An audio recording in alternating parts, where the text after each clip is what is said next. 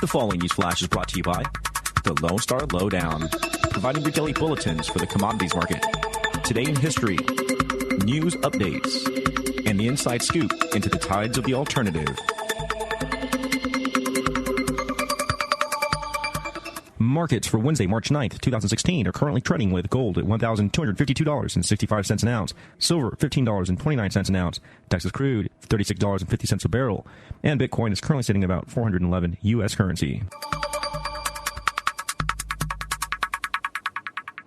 Today in history, the year 1961, the first animal safely returned from space after completing one full orbit around the Earth in Sputnik 9. A doggy named Chernushka, or Blackie, returned from the heavens. Today in history. In recent news, Tayrod Pugh, a U.S. Air Force veteran, was found guilty today of attempting to join the Islamic State. After a week-long trial at a Brooklyn federal court, a jury found Tayrod guilty of attempting to provide material support to ISIS and guilty of obstruction for destroying 4 e-storage drives after his detention in Turkey. Pugh is set to be sentenced in September. Pugh's defense lawyer is arguing that all he did was express repugnant views about the Islamic State on Facebook and watch dozens of the group's recruitment videos, and that he was only traveling to Turkey to find work, not to become a jihadist. However, prosecutors are presenting a letter he apparently drafted to his Egyptian wife, which was found on his laptop, in which he vowed to fight for Islam. When detained in Istanbul, he apparently had a black face mask, a map depicting Islamic State's strongholds in Syria, and a chart of the border crossings between Turkey and Syria. Pugh served as an avionics specialist in the Air Force from 1986 to 1990, and later worked as an army contractor in Iraq from 2009 to 2010. Toyota recently showed off a new device that could dramatically assist the visually impaired to better navigate their surroundings. Called Project Blade, an informational device to bridge the gap between a cane or a guide dog. Toyota has been testing various prototypes of the wearable device with individuals from the visually impaired community for the past 3 years, and though the details of the project were released this week, no official timeline has been set for the release. The automaker plans incorporating mapping, object identification, and facial mapping technologies into Blade in the future. Doug Moore, manager of partner robotics at Toyota, told ABC that Toyota is thinking about quality of life for individuals and how it impacts society. The Lone Star Lowdown is currently looking to fill some ad space. If you have a product or service you'd like to advertise with us, feel free to give me a call at 210-363-2257. This is Rick Rohde with your Lowdown for March 9th, 2016.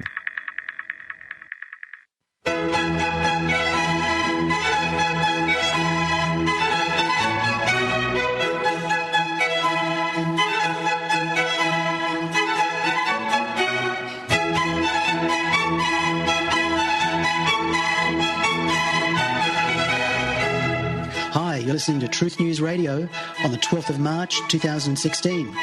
My name's Hereward Fenton. Welcome aboard. I've got a 2-hour show lined up for you today. In the second hour, I have filmmaker Kevin P. Miller coming on to talk about his latest film, Letters from Generation RX. I've talked about this film before in previous shows, and I did a review of it about a month ago on Truth News Radio. Kevin has been on the show a couple of times before, and we've always had really interesting discussions. His films, to me, are really powerful and unique. He just has great filmmaking skill and is greatly concerned with matters of integrity in the style and the form of journalism that he's doing, so that I feel that when I watch his films, I'm getting information that has a lot of integrity. The first film, Generation RX, was an expose of a lot of the issues with psychiatric medications and particularly problems with SSRI drugs. The second film continues from where the first one left off and really goes a lot deeper into some of the subjects and has some amazing interviews with high-level people on both sides of the divide in terms of mainstream medicine about the drugs and about their efficacy. I'll be playing to you in the first hour a couple of clips from the film, and then in the second hour we'll have the extended interview with Kevin Miller. So do stay tuned for that. It's going to be a really, really interesting second hour. In the first hour, I've got a bunch of stories to run through with you. I want to look at some new information about Syria and accusations of war crimes coming from the United States, a special government panel. I've got a video clip there to play for you about that. I need to return to the subject of social engineering and cultural Marxism, which I've been touching on a lot in recent shows. I've got a couple of important stories there to bring up for you. And I've also got another woeful tale from Australia's nanny state, this in relation to the police practice of drug testing. Now, we all know about random breath testing, but drug testing now has become standard in Australia and a lot of other countries. And there are a lot of problems with drug testing, and I want to go into some of that with you in the show. But let's begin with this story that was actually covered on RT in a lot of depth. It wasn't covered in mainstream media outlets a lot. I don't think I even saw the story on the ABC Australia website. But we have US House panel, the US House Foreign Affairs Committee has passed a resolution accusing the Syrian government, Russia and Iran of war crimes and calling for an international tribunal on Syria. Now, this, of course, echoes claims that have been made going back several years, and none of which have led to anything like a real investigation or the ICCC getting involved or any of that. But the propaganda value of making these accusations is obviously still of great use to certain agencies within the US government. So let me just play to you a clip here from RT News coverage of this topic. As the ceasefire in Syria holds, thousands of civilians have reprieved from the daily shelling and violence on the street. But over on Capitol Hill, the House Foreign Affairs Committee yesterday has passed a new resolution that may place that fragile peace in the region at risk. The resolution seeks prosecuting Russia, Iran, and the government of Syria at a UN tribunal for war crimes. The Republican-backed resolution, along with some Democrats, say that the Obama administration has shifted gears in Syria, claiming that the president has abandoned the goal of regime change as evidenced by this new ceasefire agreement. Now, U.S. Secretary of State John Kerry and his Russian counterpart Sergei Lavrov, they've worked countless hours through months of intricate talks to even get this far. Worth noting that this is the first time since 2011 that there has been any meaningful pause in the violence across Syria, which has reached only by cooperation of these two major world powers. And critics of this resolution say that this sort of rhetoric undermines the agreement between the U.S., Russia, Iran, and Syria. Take a listen. Russia has cooperated with the United States and the Syria International Support Group and the Vienna process, and now in an effort to try to fight against Daesh. I do not believe that this hostility towards Assad and towards Russia at this time, we could undermine the position of the anti-ISIL forces.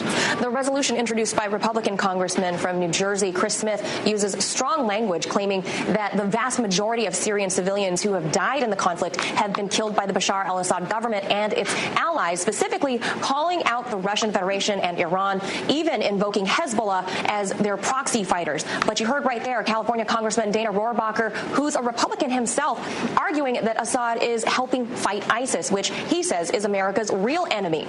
Congressman Rohrabacher was quickly shut out by the rest of the floor, arguing in favor of moving forward with this prosecution. Now, I think what's really important to take from this is that I neglected to mention earlier that was actually a Republican manoeuvre, which is not going to lead to anything.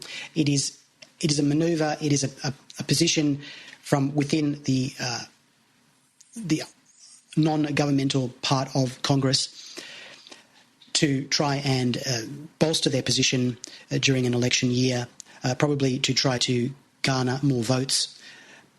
But what's clear from this is that the policy position of the US towards Syria and Russia really has changed, because we have here John Kerry and the leading people from the actual sitting government of the US basically knocking down these ideas and really asserting that the US now is in a kind of a partnership with Assad and with Russia. And so I think we've entered a new phase, and I've said that several times before on the show. There's still a long way to go, and I think that the situation in Syria is one that could swing the other way if a Republican president were elected. I don't think a Republican president is going to be elected in the United States. I know a lot of people believe in Trump, but I don't believe, from what I've analysed and from what I've understood about what he stands for, that despite his massive popularity, I don't believe that it's very likely that he will actually make it to the presidency. Anyway, we'll see. I haven't studied this in great depth, though. I'm just taking a very sort of backseat position on this, looking at all the angles. I think that unfortunately, because I don't really support any of the major candidates who are running for president in the United States, but I think to me it looks like the strongest candidate is Hillary Clinton, and it's simply from a point of view of the fact that it's probably been decided by the deciders, by the people who really control policy, that she will be the one. I don't want to go too much further into that, but what I do see happening is the hardline foreign policy positions that we've seen the US take up over the last 15 years since September 11, 2001 are being wound back. And that's a good thing. But I think that there are a lot of negative things as well. And I do fear for what's happening to American society. There's a lot to be worried about. But I think that the geopolitics, the global geopolitics, has changed to such a degree that the preeminence of the United States as this single world superpower is no longer sustainable. And that is a good thing. It's a dangerous situation, but we have to gratefully accept the positive things that we have in the world today. There is so much negative. But I think that the slow collapse of the United States as a superpower has to be regarded as a positive thing. Let's hope it's slow, though. We don't want it to happen suddenly, because that's where things could get really, really dangerous and risky. But what I see happening is for this to continue. I think the US dollar will continue to fade. And with that, the world will start to move towards a more balanced situation where there is really a plurality of governments and sovereignties where people can have their influence so that the world is no longer controlled by these government corporate cartels. Because with the decline of the US government, there will also be a decline of the power of the corporations, which are largely based in the United States, which are another type of kind of global governance and power. The military-industrial complex, the pharmaceutical industry, the biotech industry. I mean, these massive corporate industries that have so much power will also tend to, well, they'll tend to break up, because the world is not meant to be controlled in this way. And when I say not meant to be, I believe it is really not our destiny to be subject to global totalitarian superpowers manipulating and interfering with governments all around the world to support the agendas of a tiny corrupt oligarchy. I just don't believe that is our destiny. I don't think it will work. I don't think it's meant to be. And I think we are moving away from it. Now, that's about all I have to say on that topic. I've got a bunch of other things to talk about today. And I want to start with a discussion of free speech. And I want to compare free speech with something that's very common now in Australia and Western countries, which kind of goes under the umbrella of free speech, but it isn't really the same. It's this kind of elevated speech of advocacy groups that are given special entitlements by the government. You know, and in the case of the Safe Schools Coalition, they're actually invited into schools to kind of preach a viewpoint, which is essentially a type of propaganda. And we are led to believe that this is a type of free speech, whereas in fact it is actually an elevated privileged speech given to groups that are, I guess in the terms of Marcuse, as we were talking before in the subject of cultural Marxism, these are groups which are given a type of liberating tolerance. This is where certain speech is actually elevated above other types of speech. And this is what a lot of people are getting very upset about at the moment. So stay with us, and I'll continue with that when we come back from the break. Men and women of Earth, may I have your attention? This is Hereward Fenton, host of Truth News Radio Australia. You're invited to join the info war as we work to restore truth in media and challenge the dark forces which now dominate mainstream news.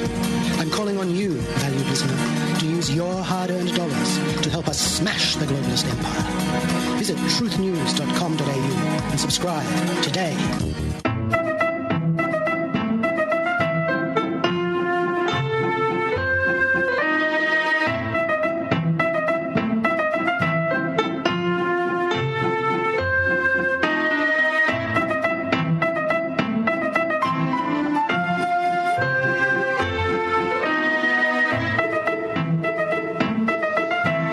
Blakey with Truth News Radio. It's great to have you on board, and I hope that the show is meaningful to you. I hope it's providing you some new insights.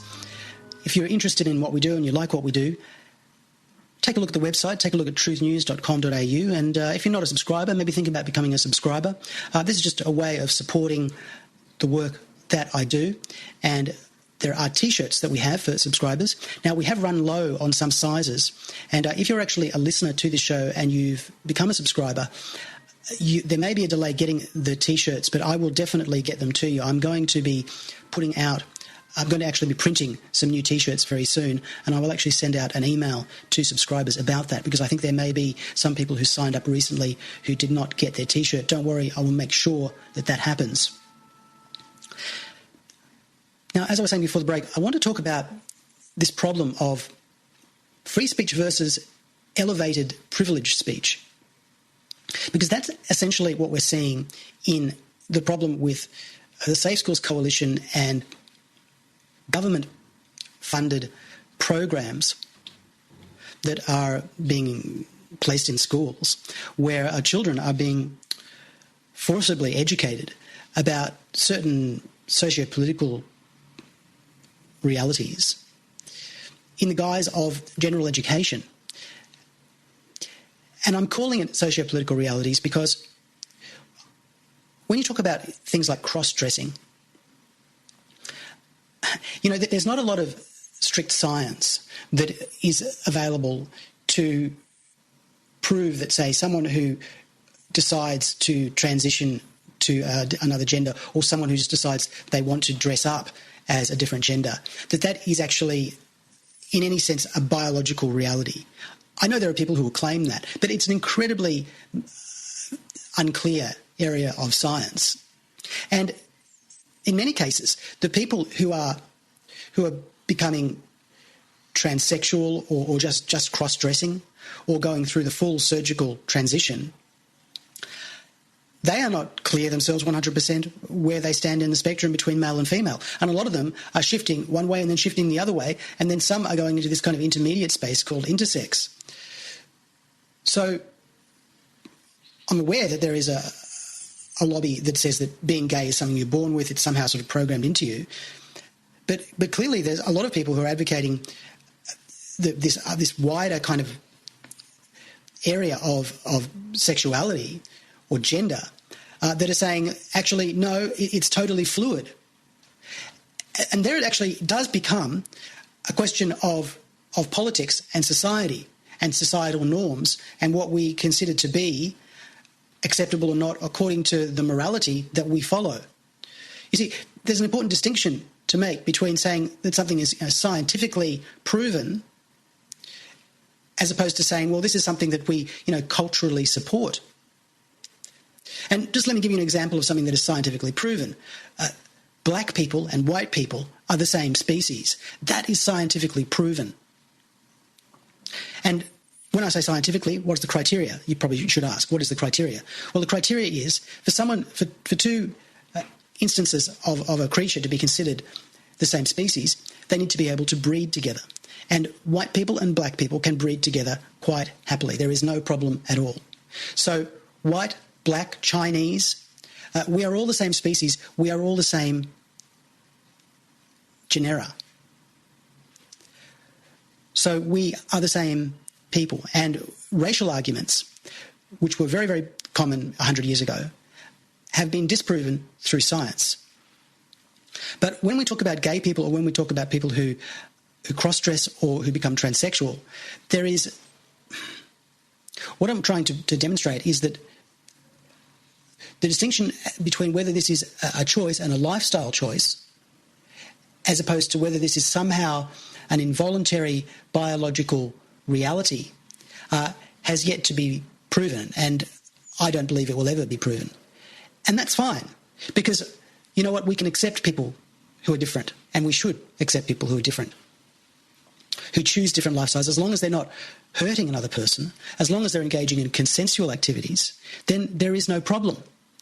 But does that mean we should be endorsing advocacy, which is essentially political advocacy, of these people who have different lifestyle choices, to become a rigid part of the kind of curriculum which is taught within schools.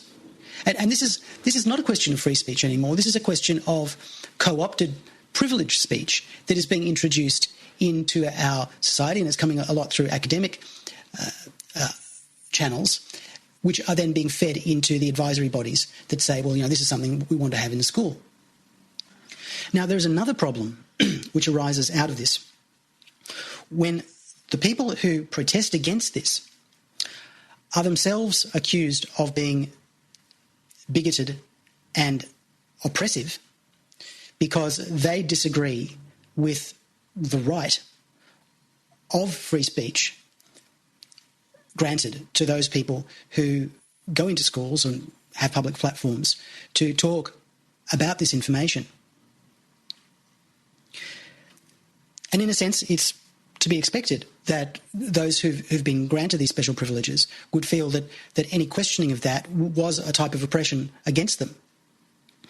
And it gets more complicated than that, because some of these people who are speaking out, and I've been keeping track of the dissident voices in Australia who are questioning trends which we just might put under the umbrella of cultural Marxism in Australia, that they tend to fall into a very tight political spectrum of people who have views that you could only call extreme right-wing views. And I don't like using those labels myself, but some of the people, and I'll just give you a few names of people that have popped up. There's a chap by the name of Bill Muhlenberg. There's, of course, Larry Pickering, who we all know from, he's a cartoonist. There's a chap by the name of Bernard Gaynor and a lady by the name of Christine Sind. And a lot of these people have spoken out against an agenda within society to promote LGBTI issues to what they consider to be an excessive extent, and that these people are that these advocacies are given far too much power. And as we've seen, as I raised in previous shows, this has actually come up in Parliament, where an MP and a senator have actually spoken out against this as well. And there is a lot of broad public agreement that this isn't right, that these things shouldn't be happening. But the problem is that some of these people, and the individuals I've named, are also tied to views that I myself abhor.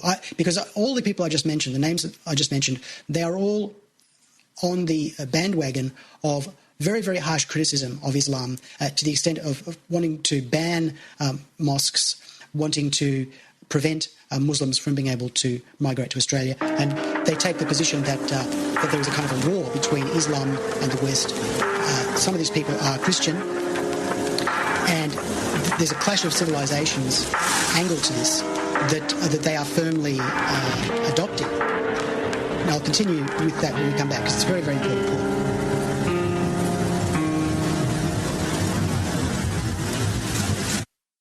You've probably heard of WikiLeaks, the website that's released lots of government documents. But have you heard of the granddaddy of leaks, Cryptome.org? I'm Dr. Catherine Albrecht, and I'll be back with more about how Cryptome holds governments and corporations accountable. Privacy is under attack. When you give up data about yourself, you'll never get it back again. And once your privacy is gone, you'll find your freedoms will start to vanish too. So protect your rights, say no to surveillance, and keep your information to yourself. Privacy, it's worth hanging on to. This public service announcement is brought to you by StartPage.com, the private search engine alternative to Google, Yahoo, and Bing. Start over with StartPage. The website Cryptome.org has been archiving leaked and whistleblower documents for over 14 years to keep governments and big business in check. Back in 2003, the site's owner, John Young, came to my rescue when my SpyChips co-author and I dug up explosive confidential documents. They told how businesses like Procter & Gamble planned to pacify consumers who would be outraged by RFID, a new tracking technology. The information was so scandalous we were sure it would disappear the moment someone found out it was publicly accessible. We were also worried we might be accused of hacking. Cryptome came to our rescue, and the documents are still mirrored there today. I'm Dr. Catherine Albrecht. More news and information at CatherineAlbrecht.com. A free society we all want and deserve.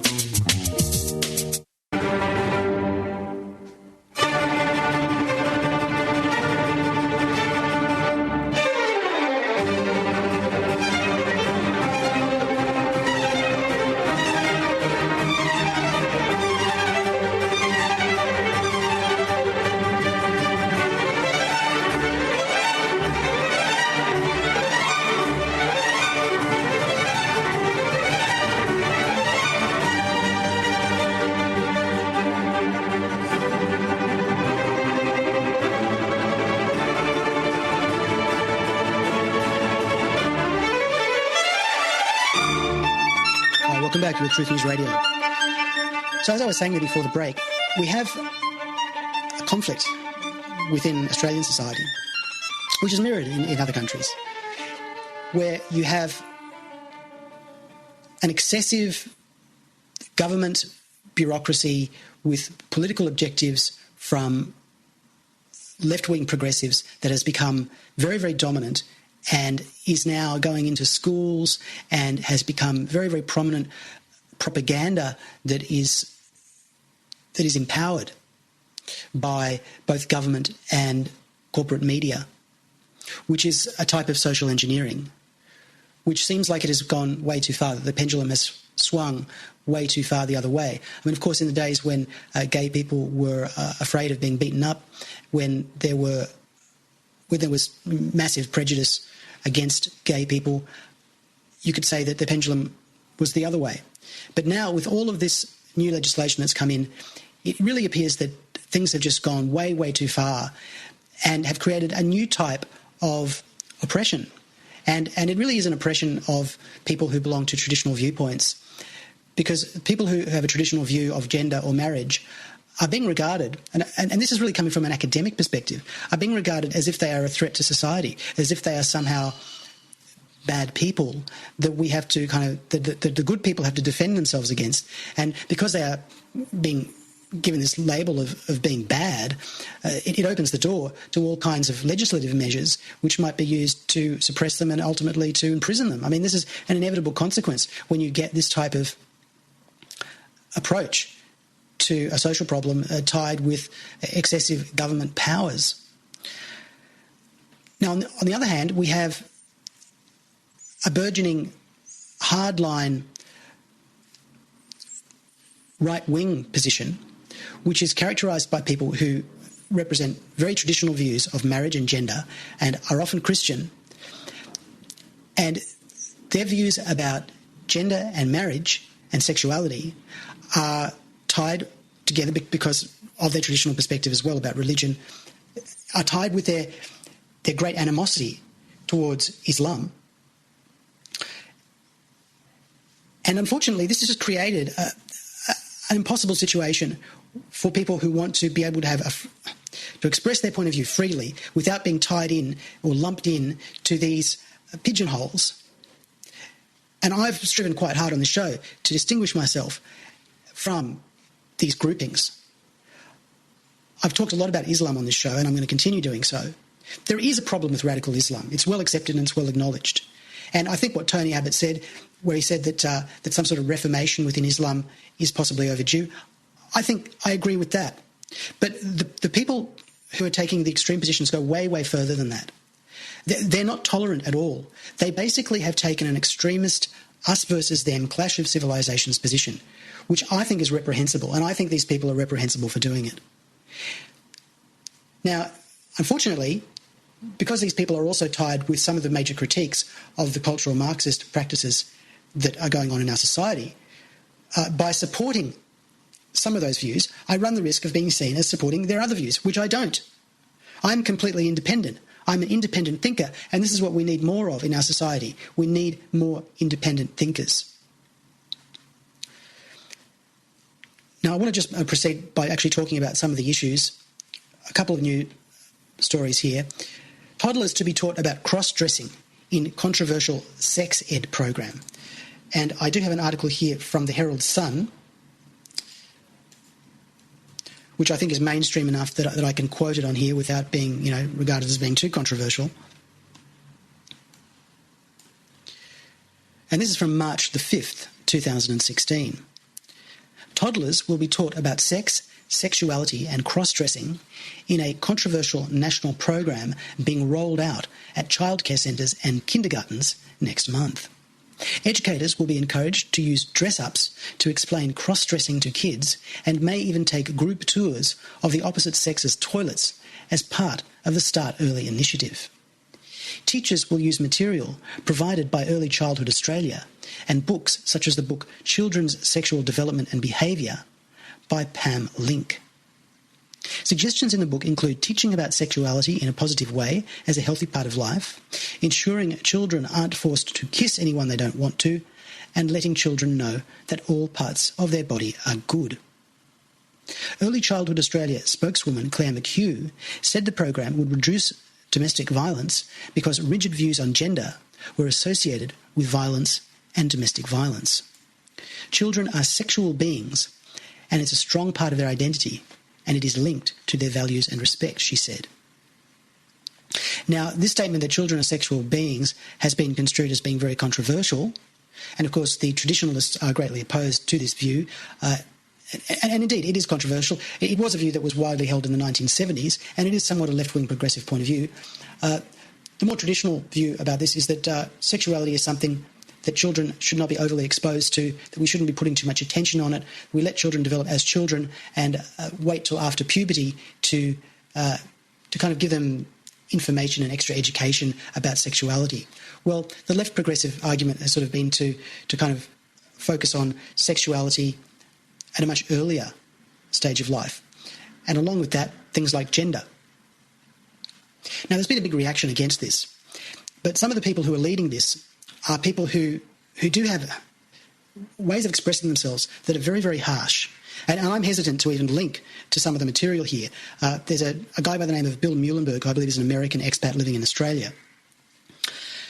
And he said some very, very harsh things. He's also been criticised for his Islamophobic positions as well in the past. And some of his writings have been accused of being libelous. So I'm not actually going to link directly to Bill Muhlenberg. And unfortunately, that's the situation we've got. Because the free speech of people like this is not at all supported in Australia anymore. The free speech of people such as the ones promoting these programs is fully supported and has the full backing of the government. But the people who have positions against those people, the people who come from traditionalist positions, are only barely tolerated at best within mainstream Australian society. Bill Muhlenberg has, in recent blog posts, quoted from a journal, the Australian Journal of Early Childhood, and he's quoted from some of their academic writings to illustrate what he sees as being this highly political propagandistic angle being fed into policy as an academic position. And just a quote here from one, this is actually a quote from the AJEC, which Muhlenberg has singled out for special attention. This special edition of AJEC is one small opening to troubling normalised practices in early childhood, enabling often silenced conversations located on the borders to enter the mainstream. We hope that, through engaging with the articles, early childhood education moves one step closer to becoming a site of inclusion, hope and possibility for all. And I'll just continue that with that when we come from the break. You are with Truth News Radio Australia. Stay with us.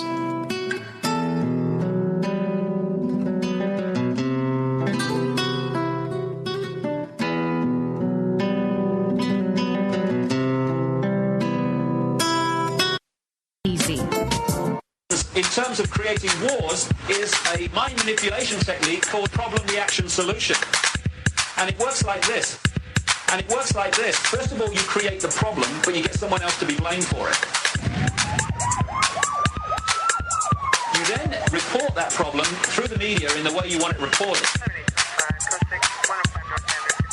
You get the public to react to your problem by saying something must be done, this can't go on, what are they going to do about it? Hi, welcome back. You with Truth News Radio. And I'm just going to read to you here another quote from the Australian Journal of Early Childhood.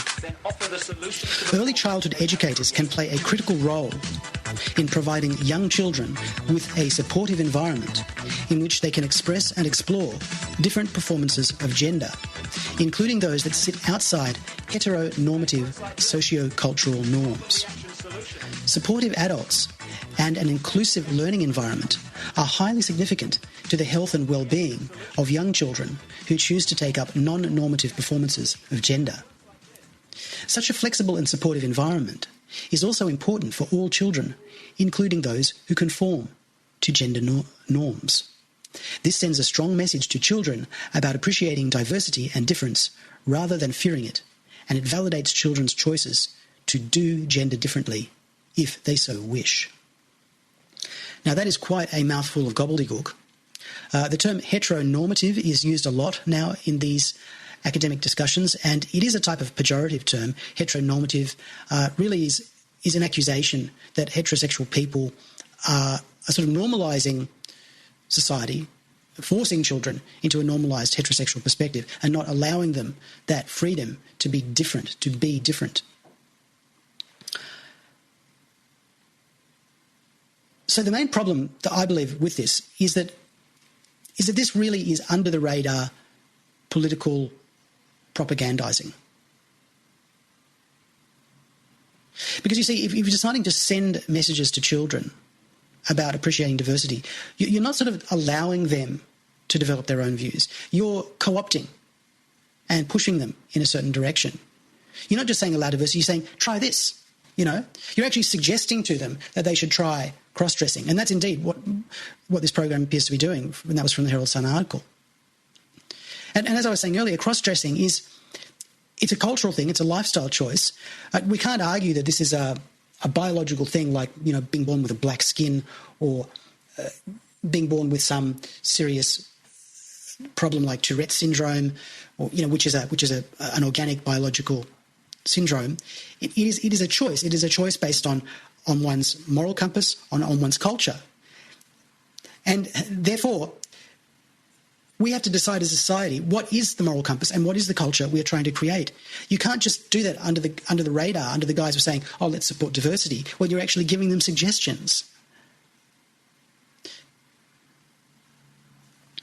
I mean, I accept that some people want to cross-dress, but a lot of people do a lot of things, right? We can't be using school time to suggest to kids all the kind of fringe, wacky things that they might do. You know, as much as we support freedom, that is not really, as I understand it, what schools are meant to be about. We're meant to be educating kids in certain basic important skills and knowledge to allow them to function in society. But these cultural practices really, the main problem here, folks, is that the government is moving in to appropriate this space in society, and it's kind of pushing parents out of the picture. And as we've seen with Safe Schools Coalition, they were actually encouraging kids to get online and do stuff online without their parents knowing. And this is just so dangerous. I mean, you know, and I'm not accusing the organisers of in any way supporting this, but this could lead to kids getting online and being groomed. You know, this is what happens. And that's why parental involvement in what kids do is so important. And this just seems like a no-brainer to me. This just seems so obvious. Don't have an awful lot of time to talk about the rest of that today because I want to play to you a clip from Kevin Miller's movie. I'm actually not going to get into some of the other subjects I said I was going to talk about today. As usual, I've run out of time. I want to play to you a clip from Letters from Generation RX, because we're going to be getting Kevin Miller on in the next hour and we'll be going into some of the detail. The film, I believe, is narrated by actress Tilda Swinton, and it's really, really nicely produced. And I just want to play to you a little of that. And here we go. This is explaining a bit about the background of SSRI drugs and some of the issues. Here we go. SSRIs are better known as antidepressants. These are some symptoms of depression. Psychiatric drugs like SSRIs have been defended with religious zeal by their believers and damned by others as some of the most dangerous drugs on the planet. Distinguishing truth from fiction has been a challenge, and this has placed the public in the unenviable position of deconstructing the scientific and medical dogma on their own in the midst of a 30-year social experiment. As director of the National Institutes of Mental Health, Thomas Insel has been at the centre of a storm of contradictions about the use of these drugs. So I think we have to be very humble about this right now, because we've often been so self-congratulatory because we have, after all, many people feel made great strides. The numbers don't really support that. Dr. Insel's candour is sure to shock and upset many on all sides of the debate. The word failure is one few have dared to utter. Fundamentally, why have we failed here? Why has the suicide rate not come down? Why has the measures of disability, whatever those might be, why have those continued to go up instead of down? Just going to pause it there, just so that you're aware that Thomas Insel is the former director of the National Institute of Mental Health. There is no higher respected authority on this than this man. He's no longer in that position. But the information you're getting here is coming from a source that is unimpeachable.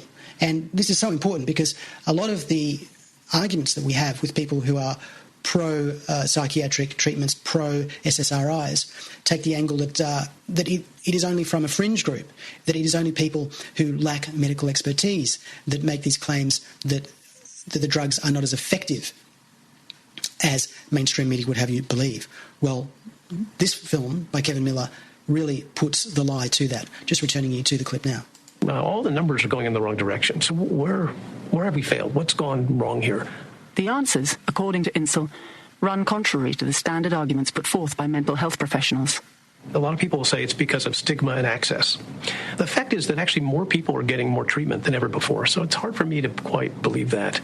I would just submit that from the NIMH perspective, the answer about why we failed is a little more disruptive, and that answer is that we don't know enough.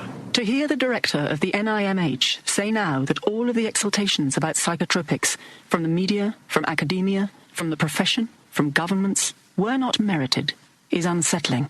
After billions of prescriptions and hundreds of billions of dollars in drug company profits, how did this occur? I think that our field has gone off track here by devoting so much of its resources over the last 20 or 30 years, both publicly and privately, to trying to understand how the drugs work.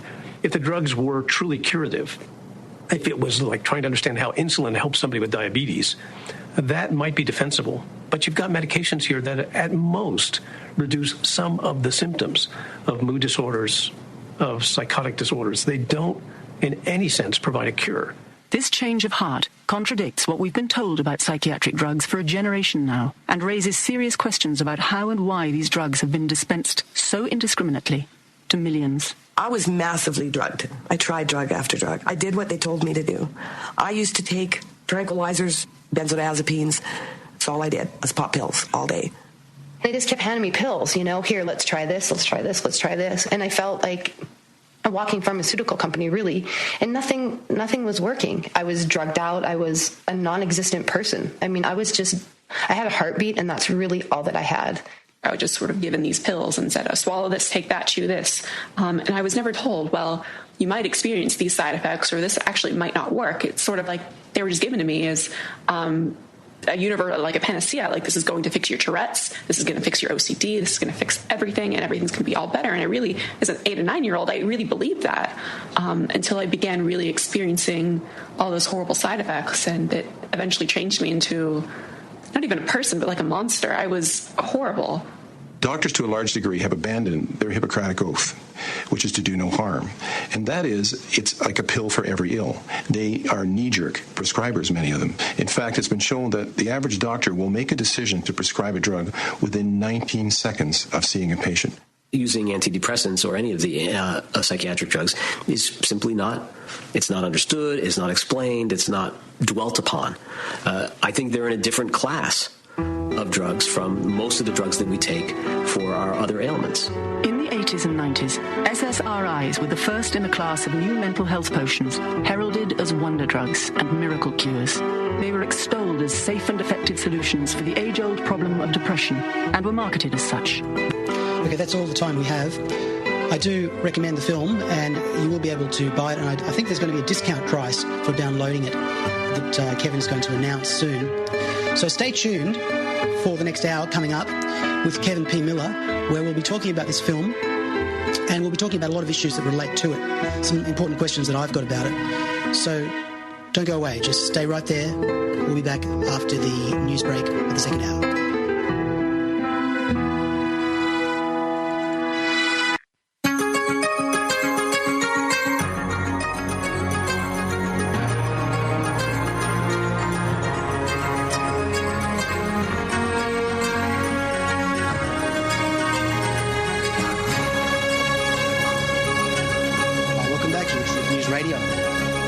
Of today's show, I've got a very special interview lined up for you.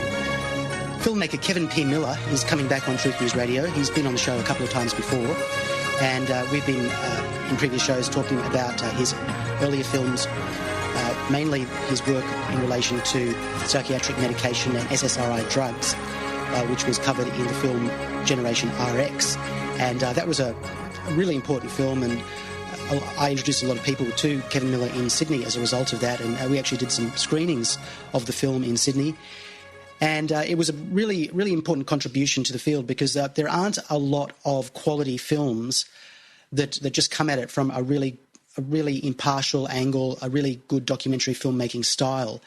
And Kevin is deeply involved in this, and as a result of the work he did on the first film, many of the people who he contacted got back to him later with more information. There were many letters that he received. And as a result of all that, over the next couple of years, he began to formulate an idea for a second film, which ended up becoming Letters from Generation RX, which extends the material that's covered in the first film. In my opinion, actually goes deeper. I found it more powerful in a lot of ways because it really goes deep into these personal stories. And these stories are really, really harrowing. They are absolutely bone-chilling tales that will... When you watch the film, when you understand the scope of what has happened to these families, you will realise that what people are telling you, like people like Dr. Peter Breggin, when they say that these drugs are incredibly dangerous, that they need to be regarded as a very, very, very dangerous chemical concoction, you'll realise that this is not an exaggeration. This is actually just a simple factual matter. But the problem is, of course, that the PR campaign, the marketing campaign, the propaganda campaign behind the promotion of these drugs over the past 2 decades or more has been to steer the general public away from that realisation. But despite that, the information has leaked through. And this is what we're going to be talking about in a lot of depth today. And I've got a lot of questions and a lot of threads I want to follow in today's discussion. But that's enough from me. Welcome to the show, Kevin P. Miller. Oh, it's so good to be back with you again. You have such a great show. I'm thrilled to talk about this with you and more over the next hour. Absolutely, Kevin. Now, one thing I want to get into today's show, and I might just start with this because I think it's very important. I mean, your film is there for all to see, and I want people to find it and get it and download it, and we'll provide them all the information for that. One thing I want to talk about is the problem that we have, that ordinary members of the public have, who are not medical experts. We are not qualified to be judges of the efficacy of any kind of medical drug, because we don't supposedly have the expertise. And when those of us who begun to wake up to the issues start to talk about this and try to share our knowledge with friends, and often people who are on medications, we're often told in no uncertain terms to basically shut up, because we basically are treated as non-experts and therefore not qualified to have an opinion. Now, of course, you're not a medical expert either, but you've done so much research that that people would be a bit hesitant, I think, to question you. But, you know, it's a real problem. And I just wonder, like, because you've spoken to so many people now, you must have encountered this. And what can you say to us? How can we express ourselves? How can we work to convince other people or to extend our knowledge when there is this kind of wall of prejudice that is basically created by this this attitude within society that's created that you basically do what the doctor says, and if you criticise or question medical procedures, well, you need to be an expert. Now, could you just briefly give me your response to that? Sure. I mean, it's certainly a real problem in Australia. Yeah. It's a dire problem. And it's kind of funny in a way, because one would think that Australia would follow at least the lead of the United Kingdom, who has been which has been very outspoken, particularly as these drugs pertain to children and teenagers. Yes. And we're talking about the antidepressants now. And, since, as we say in the film, 2004, the UK government came out and said that they were not only putting warning, they did everything but ban the drugs for children and teens, with one exception used, quote, more carefully, supposedly, end quote, yes, was Prozac, because of the half-life of the chemical and all of this stuff. But, when you start talking about these issues, and you're right, I've encountered it quite literally hundreds, if not thousands of times at this juncture in my study of this. Yeah. I think that I always talk about integrity of the information. It's one of the reasons I love coming on with you, is because you're one of the few who I think identify the need for having verifiable information. And, so when someone goes out and there's a school shooting and they go on Twitter or Facebook or any of the other social media sites or elsewhere, and they immediately draw a link and say, well, this person was on an antipsychotic or an antidepressant, and that's the reason for this school shooting. It's really not appropriate, and it's not something that I've adopted. I've run away from, as a matter of fact. So I think the first thing for your audience, first and foremost, is to be careful what you share. And like anything else, make certain that you have diversified sources for all of your news, health, medical, and otherwise. And one of the things that I've done to this degree in preparing for the release of the film is that I've started a Facebook page, and it's facebook.com/letters from Generation RX. And we've got about 7,000 people there to date, and it's been going up exponentially. And I really use that page I program that page with the news and information, studies and insights that people aren't able to gather from on their own.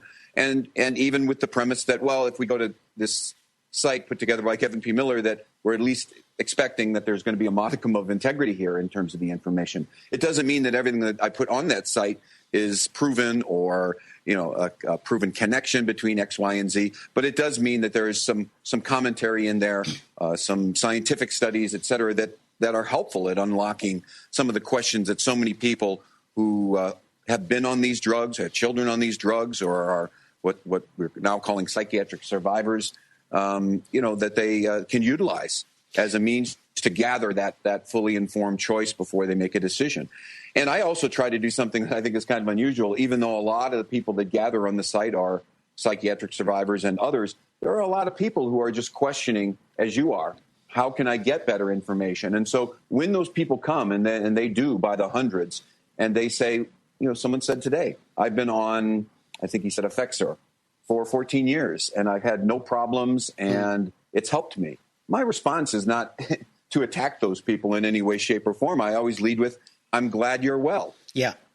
And, we're here to serve people because I have spent the past 20 years or so investigating the science, investigating the research, and, of course, most importantly to me, talking to multiple hundreds of families and individuals that have gone through this. So I think, in part, when you write your elected officials or when you're even speaking to a doctor, if you have an article that's printed out from the BMJ, the British Medical Journal, or some other, an even credible news story in an outlet, you can print that out or put it on your phone and bring it into your doctor and say, look, I'm concerned about this. There's all kinds of reports about side effects from this drug. And even though I haven't, had violent thoughts or something while on an antidepressant, there may be something else that I'm reporting on the site. For example, now there's newer links that are being proven with prolonged use of SSRIs and even SNRIs, the antidepressants, to Alzheimer's and to memory loss.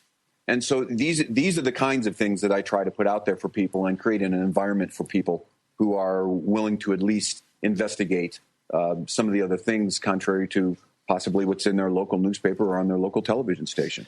Yeah, and the Facebook page, I've been following it. It really is terrific. There's been just a constant stream of really interesting articles on it. So, highly recommend that Facebook page. And a point there you made about a lot of people are happy on SSRIs, or they say they're happy. And this is very important to understand, because unless we incorporate that knowledge into our view, we're going to be biased, and we're probably going to come across as being a little bit extremist if we just try to take a very, very hardline position.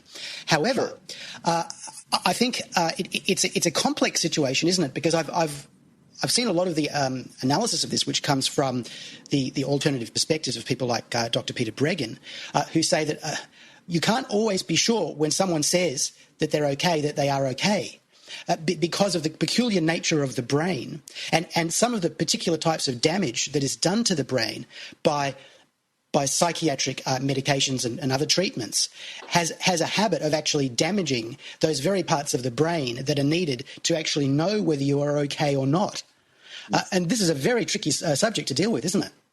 Yes, it is. But I would say one thing to you is that, again, when people come to me in person or after a film screening, or again online on the Facebook page or what have you, I'm very careful to not demonize their choices. And I think, when we talk about stigma, and I have an interesting take on stigma in the film, as you might recall, I claim that the drug companies and the regulatory agencies are actually stigmatizing the people that have taken the drugs out of good faith by the tens and hundreds of thousands, but have been harmed.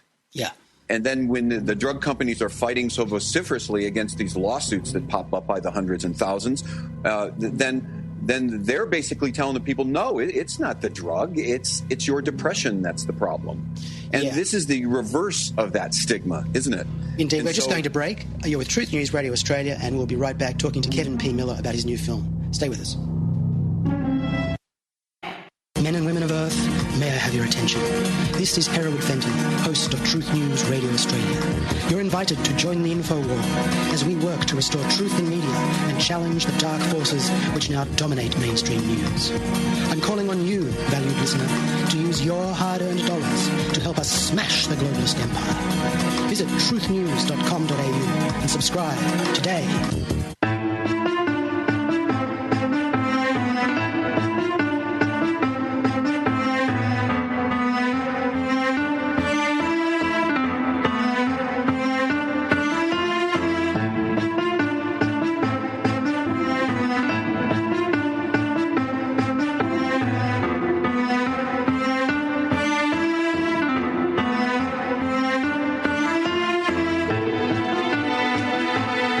Back here with Truth News Radio, and I'm talking today to Kevin P. Miller about his new film Letters from Generation RX.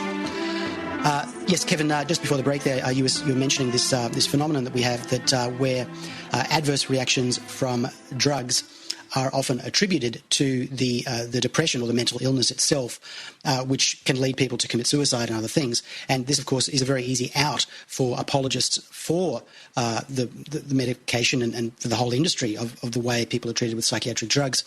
I just wanted to make another point, which is that it's kind of related to what I was saying at the beginning. When we try to communicate about this, to communicate our knowledge as non-experts, but people who've got a lot of life experience, and I've got a lot of life experience.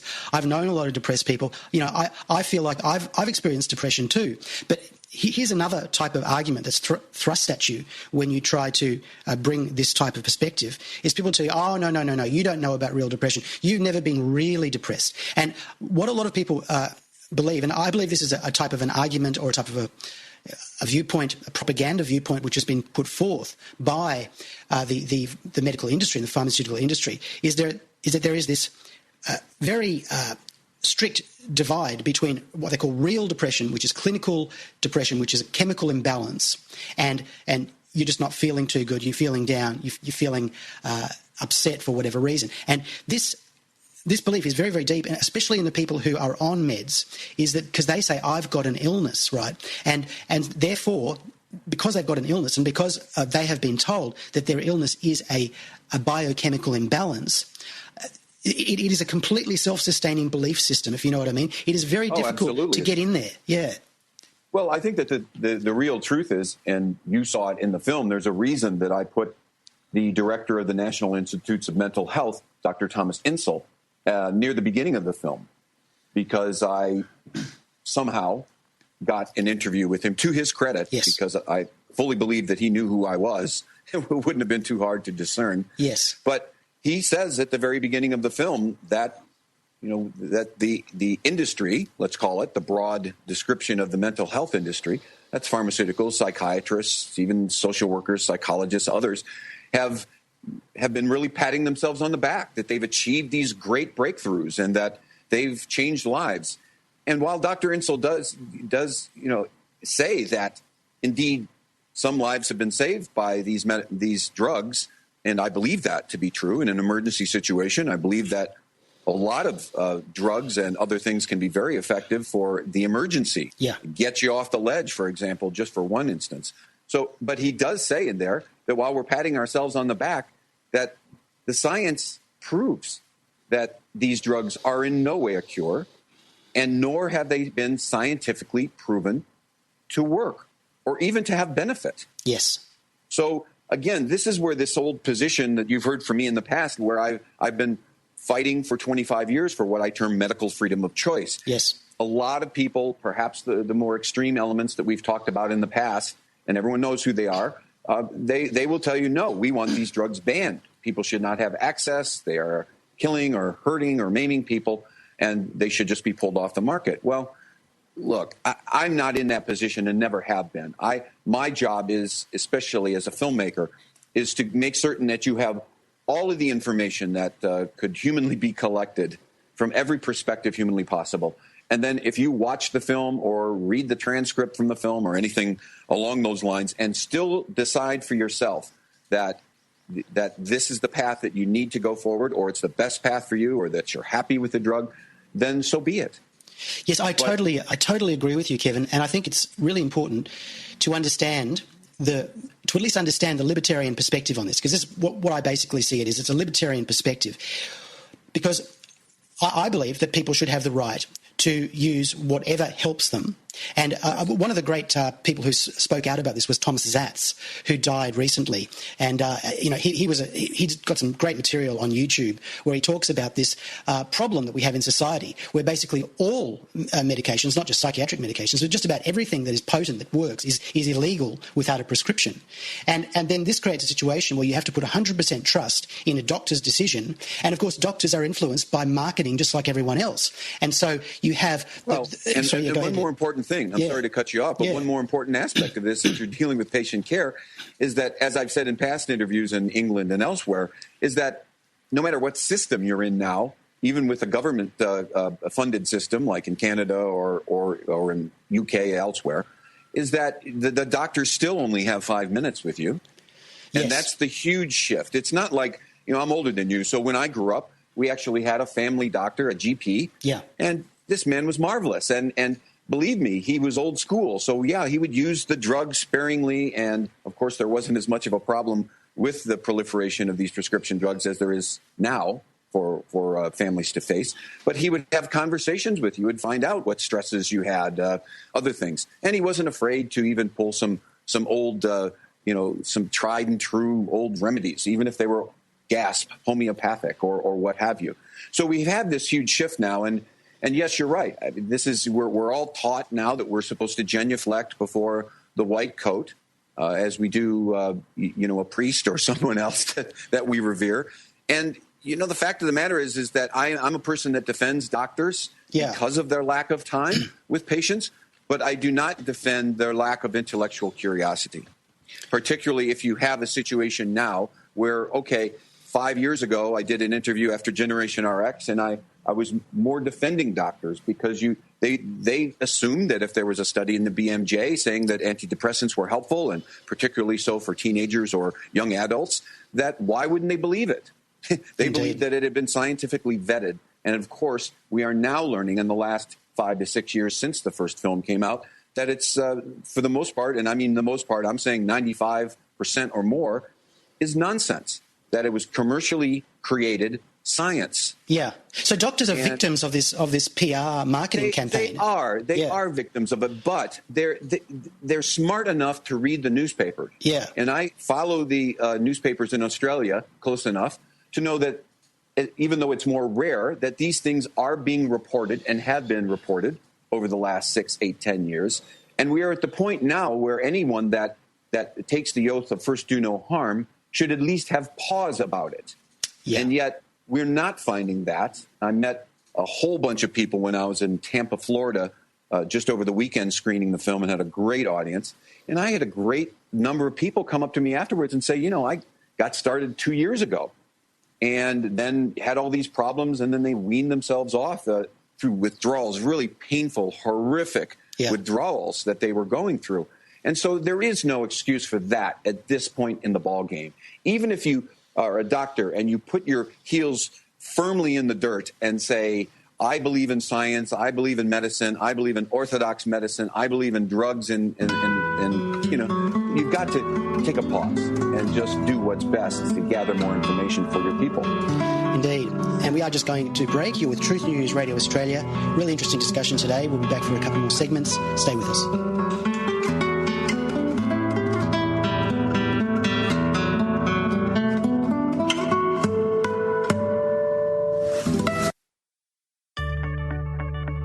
Soviets were known for interrogating people in back rooms. Those days may be past, but they gave rise to some high-tech tools being used by Russian companies today. I'm Dr. Catherine Albrecht, and I'll be back with details. Privacy is under attack. When you give up data about yourself, you'll never get it back again. And once your privacy is gone, you'll find your freedoms will start to vanish too. So protect your rights, say no to surveillance, and keep your information to yourself. Privacy, it's worth hanging on to. This public service announcement is brought to you by StartPage.com, the private search engine alternative to Google, Yahoo, and Bing. Start over with StartPage. Back in the Cold War days, Agent 007 might have been seduced into giving up his secrets to a hot Russian spy. But fast forward a few decades, and today he might be fessing up to a cold-hearted machine, an ATM machine to be exact. The Russian bank Sberbank is rolling out a high-tech ATM machine that uses 3D facial recognition, a passport scanner, and voice analysis. The machine asks questions like, do you have a job, or do you have unpaid bills? Then a lie detector evaluates the customer's voice for nervousness. Creepily, the voice analysis was developed using recordings of people undergoing police interrogations. I'm Dr. Catherine Albrecht. More news and information at CatherineAlbrecht.com.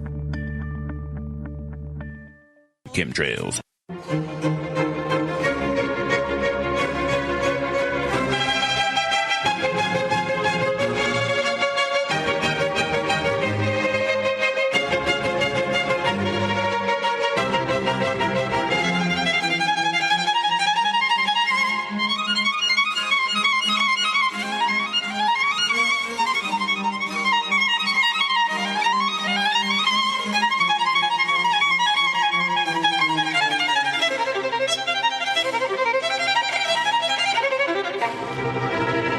Welcome back. You're with Truth News Radio, and my guest today is Kevin P. Miller, creator of Letters from Generation RX and Generation RX, two amazing films which explore issues with psychiatric medications, strong emphasis on people with depression taking SSRI drugs, but the latest film does get into a lot of other areas as well.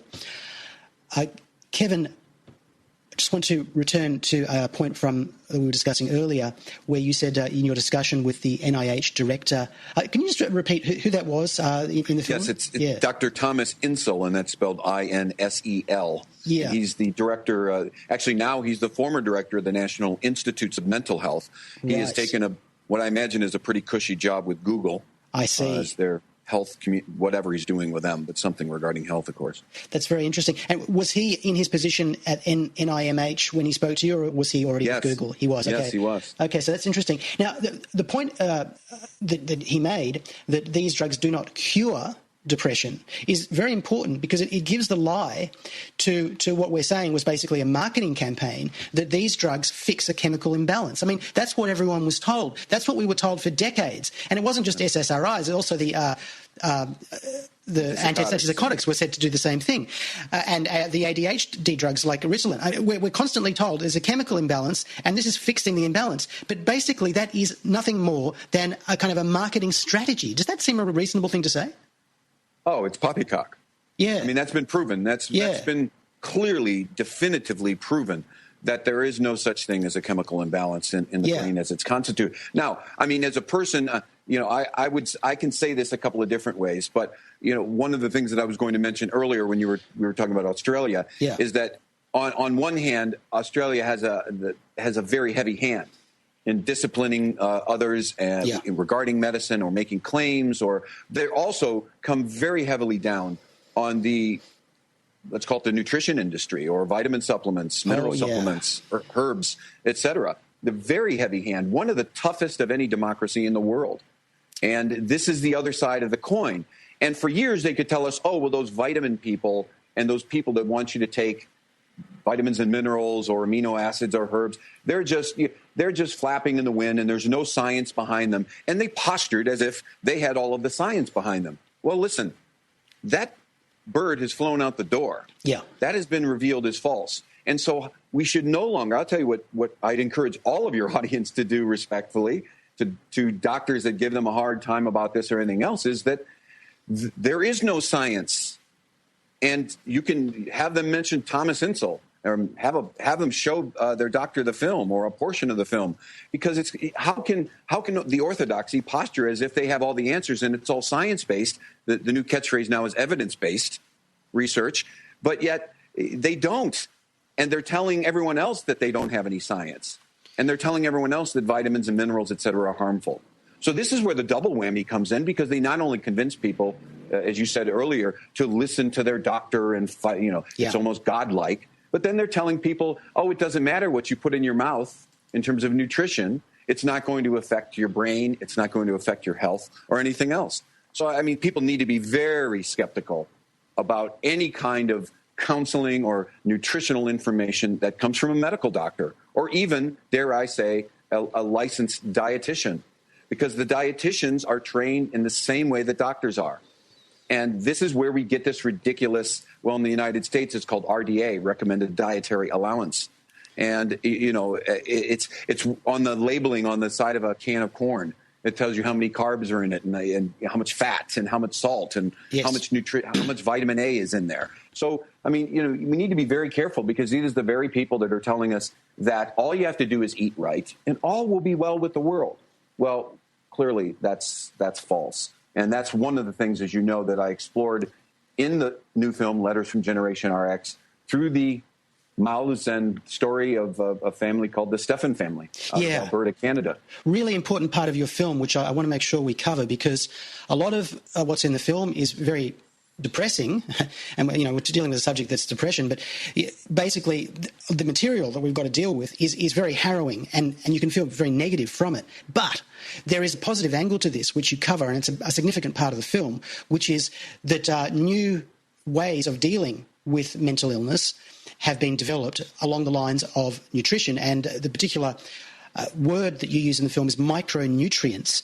And this is something that I think I would love you to actually expand on. We might as well get into that now because we don't have a lot of time. Micronutrients is a new treatment modality which developed out of Canada. Is that correct? That is correct. Yeah. And there are a couple of important points here I'll try to hit as quickly as possible. But we were just talking about the problem with the men in white coats and those in, quote, the orthodoxy. Well, we talk about how they talk about, vitamins and this, that, and the other. Well, in the film, we have a case of this family who they believed had cured their severe bipolar, OCD, depression, and two of their kids, including one child that was in a mental institution, in and out of a mental ward, another son who was very violent. And they just wanted a scientist somewhere to study these nutrients, these mix of mainly minerals, but also some vitamins and amino acids. And there's 36 ingredients in this product called Empower Plus. And the literal hell that the establishment, Health Canada, Canada's FDA, put these people through who were researchers at academic institutions. Yeah. And all they wanted to do was study the micronutrients and to see if it was even humanly possible. And by the way, their first approach, when the family approached them to study, they thought, well, you guys are completely off your rockers. You've lost your mind. There's no way that taking in minerals and vitamins could have anything to do with brain health. And so they were very skeptical. And finally, they agreed to take on a pilot study. Well, they got a $500,000 grant from the province of Alberta in Canada. And Canada's FDA, Health Canada, came in and illegally pulled the money from that study. So, on one hand, we have all these people screaming that there's no science to back nutrition claims, whether it's for vitamin A or for minerals. Yeah. And on the other hand, they won't even allow them to study to see scientifically whether or not there's any connection or any veracity to the belief that what you put in your mouth could affect your brain health. So, this is the part of the arrogance that comes from the healing arts, quote unquote, that we've been dealing with again for decades. And it's something that we really have to reverse as people. We have to protest and we have to turn the tables on them because it's critical. In the case of this family, we start the film with a harrowing ride on a Ford Bronco. And ultimately, this woman had a car full of her children and drove into a river while she was depressed. And so ultimately she committed suicide. Her kids started feeling the effects a few years later. And this father is just like, I'm going to lose my two children here. And so he was just committed to just having someone study it.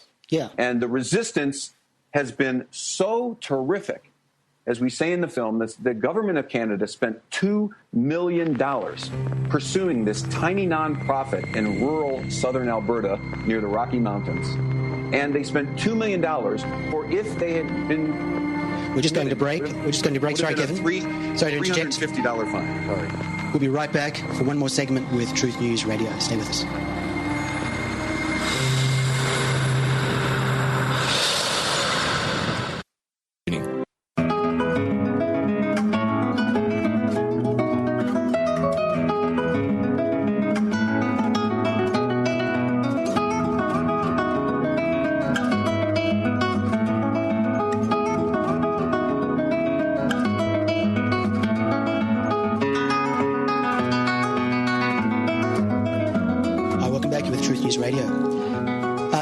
Would you like to just continue from the thought there at the end of the last segment, talking about the family in Canada and their battle with the authorities? Yes. Yeah, indeed. It's the Stephan family. They started a company called True Hope, and they created a 36-ingredient vitamin supplement and mineral supplement with amino acids and a few other things. Can I just interject? Can I just ask, yes. Do you know how they came up with that particular mix? What were they drawing on? Where did they get their ideas from for that particular mix of nutrients? Well, there's a number of things. They had someone on board with the company for years, and it was just two minds coming together, if you will. But yeah. there was a conversation between them, and one of the things that was said was, evidently, when you're raising pigs, commercially, that there's a lot of aggression. They lock them into a pen, and they're really tight in there, so they start to get really aggressive, and they start getting violent. They'll bite another pig's ear off or a tail off or what have you. And so it came to light that there was strong research in the animal research side of things and the veterinary side of things, that if you just added minerals to their feed, that the aggression stopped. So it was this long, months-long conversation. And then they basically were experimenting. They were trying various mixes of how many minerals of this amount, and how many vitamins of that. And they were trying things individually, and ultimately used their kids as kind of the big guinea pig at the very beginning of it, until they cured the two kids, and they are still well 20 some odd years later. And they were able to get these researchers that I was talking about to do some of this research. Now there are 30 studies worldwide about micronutrients and brain health. But, right before we went to the break, I was making a point of how the government of Canada pursued this family, and they are still pursuing them to this day through various other harassment, means of harassment. But they were pursuing, they spent $2 million on what, if the company had been convicted, would have been a $350 fine. Incredible. So they pick out these outliers, and they basically, it's what the orthodoxy has tried to do to nutrition people for 25 years that I've been following. They will attack. They will use the government as their weapon. Yeah. And then they will try to bankrupt you. Because who can stand against the government and all the millions and tens of millions of dollars that the government can bring to bear? But this family said, the heck with it. It saved our children, and we're going to fight. And they spent, this tiny little company over the years, $750,000 fighting the government to keep their product on the market. And is it still available now? I mean, can we order it online now? Yeah, it is. It's True Hope is the name of the company, and I obviously don't have any affiliation with them. I put them in the film because it was a fantastic story, and it illustrated really what I've been observing over the last 25 years. Anytime anyone would try to make a claim about any kind of nutritional supplement or anything being of value. Yeah. I remember, we talked in the past that I was involved in the early days when the FDA was fighting folic acid. And there was information in 1981 that was brought out by a doctor. It said if you take 400 micrograms of folic acid, any woman of childbearing age, if she's taking 400 micrograms of folic acid, that it will prevent over 99% of birth defects, spina bifida. Yeah. And yet the FDA delayed that for 18 years. And then their solution was, it wasn't to tell people to go take a 1 cent folic acid pill. Their solution was to fortify the food supply with synthetic folic acid. Yes, Australia has an organisation called the Therapeutic Goods Administration. It's not quite the same as the FDA. They don't sort of approve drugs, but they are a regulatory body, and they will pronounce certain things as being not acceptable, and they can make certain things illegal. If they recommend a certain product as being dangerous, it will end up going into legislation. It will become illegal. The TGA in Australia has had various things banned, including alternative cancer treatments, and some of these alternative cancer treatments are just amazing and are saving people. There's thousands of testimonials over the internet about things like black salve, but if you try to sell it in Australia, you could go to prison. That's how strict they are. Now, with this, what's the Canadian mixture called? What's the product called? It's called, the actual product is called Empower Plus. Empower Plus. The word EM Power with a plus sign on the end. Right. And I don't know. I think their website's truehope.com. I'm not 100% sure because I haven't gone to it in forever. But they're still selling it, but they have to manufacture it now in the United States, even though they live in Canada. Really?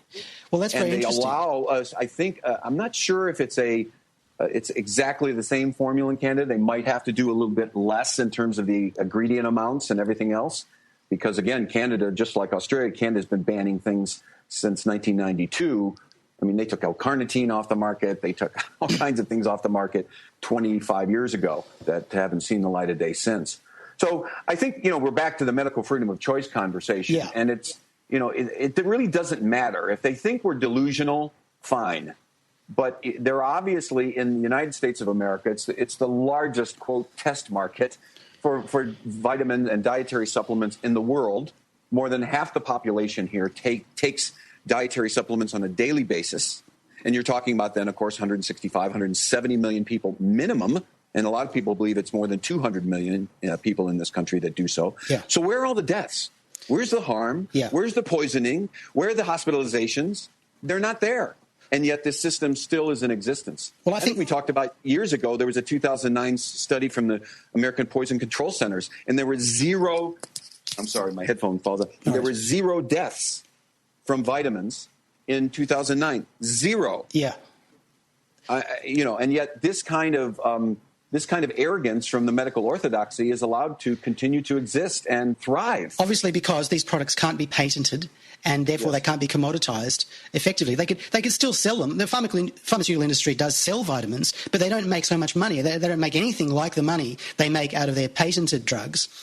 So if the pharmaceutical industry were to follow that research, sure, they could continue, but they wouldn't be no longer so powerful as they are. And of course, the power is what they're trying to protect, isn't it? It's the power in terms of all the money that they make, and that is dependent on our belief that we need these, synthesized, unique drugs that only they create with their godlike powers.